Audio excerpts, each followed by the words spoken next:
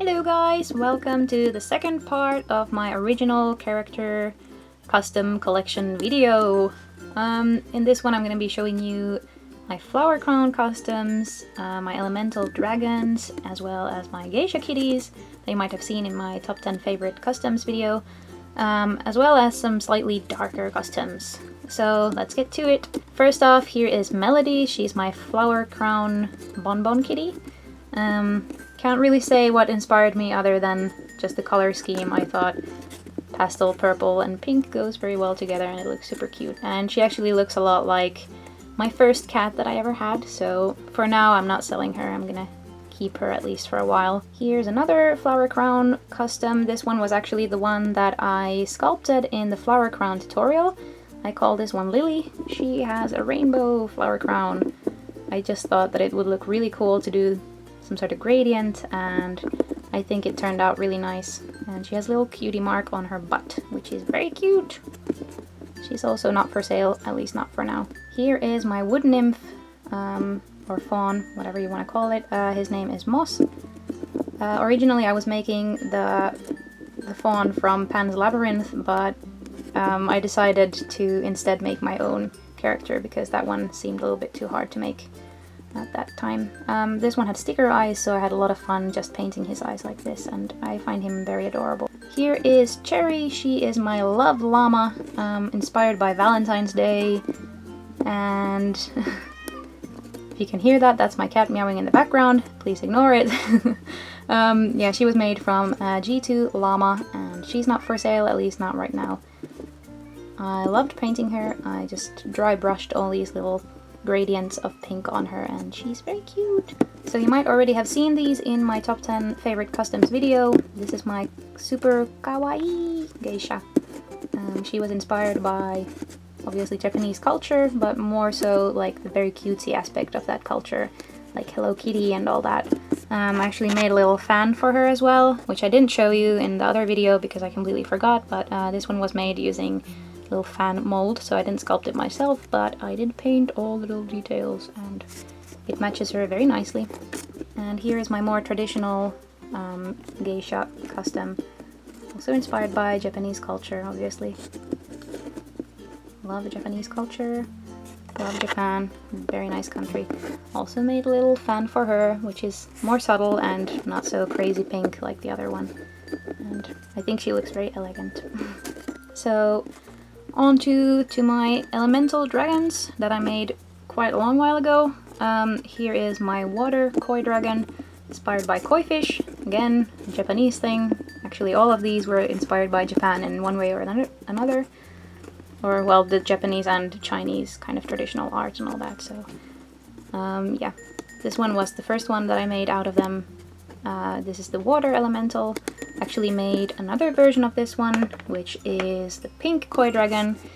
She was made a lot later, so she's a little bit more refined, and she is very pretty. And neither one of them is for sale for now. Here is my earth elemental dragon. This one was inspired by sakura trees. So again, Japanese. I'm just very inspired by all that. She has antlers that are supposed to be branches, and she has a little tree growing on her back, which is also very strange, but I like it. So she's just a little nature elemental thing. The third elemental dragon is the air elemental. This one was inspired by cranes, which are these beautiful, elegant birds that appear in a lot of traditional Japanese, possibly also Chinese art. Yeah, not much to say about him. I find him very original. And last but not least, here is my fire elemental. This one was inspired by the traditional Chinese dragons. Not much to say about him. I really loved painting all the little scales on his body, and yeah, really like how he turned out. These were all made from Corgi LPS, in case you were wondering. Here is my first collaboration custom I ever made. This one was made with my friend Rob. He's also an artist. He designed most of it. I added a few little details to him. He's called Moko Dragon. I'm not selling him because it was really fun to do a collaboration with my best bud. So I'm keeping him. It was also my idea to make the colors more pastel and cutesy, so it was a very good collaboration, I think, all in all, and I find him very original. He was inspired by caves and water and stuff like that, so he's a little bit different. And he's made from a crocodile LPS. Once again, something completely different. Here is my creepy doll custom. I call her Clara. She was inspired by these really horrible porcelain dolls that just freak me out because apparently I'm afraid of everything, including porcelain dolls. So when I painted her, I actually kind of felt a little bit uncomfortable looking at her, but I was very happy with how she turned out. I find her unconventionally creepy. Here is my Day of the Dead inspired deer. She was inspired by multiple different makeups that I found on the internet, so even if she looks like something from some movie or whatever, it's not from that. It's just inspired by some pictures I found on Google. Gave her big hair. I really love all the little details on her, and these were hand sculpted.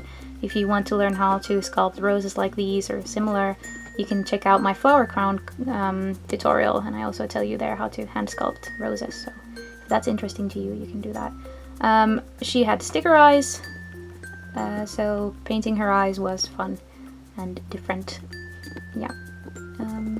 What else could I say?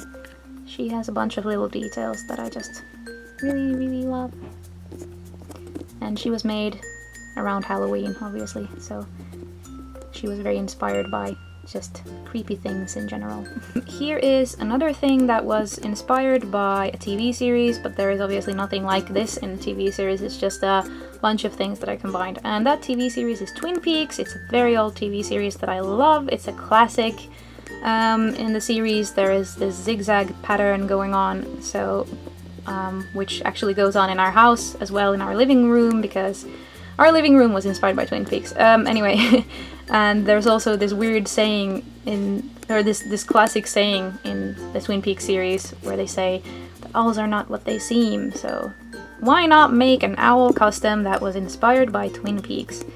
And there's a little mark on his back that is also from the series. And I call him Cooper, like the main character in Twin Peaks. Last but not least, here is my mythical creature custom that I made for our custom collaboration account on Instagram called Littlest Customs, and we had a week where we were making mythical creatures.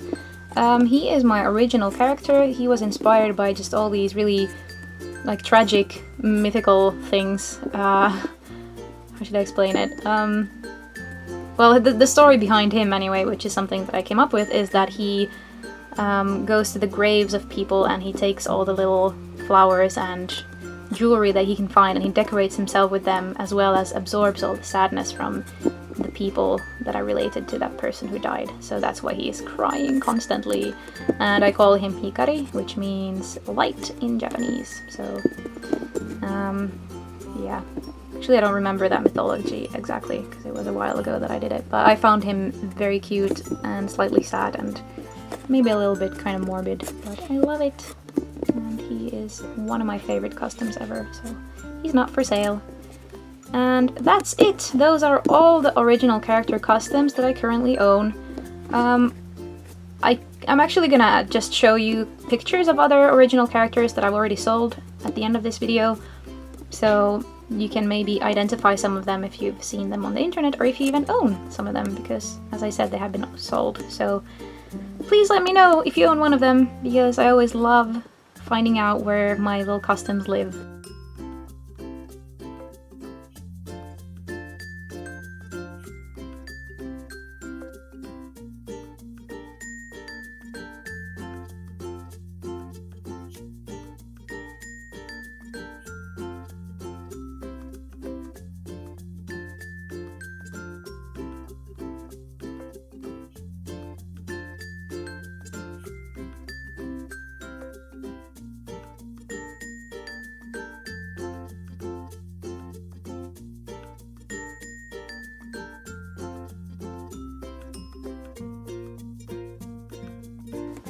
Hope you enjoyed this video.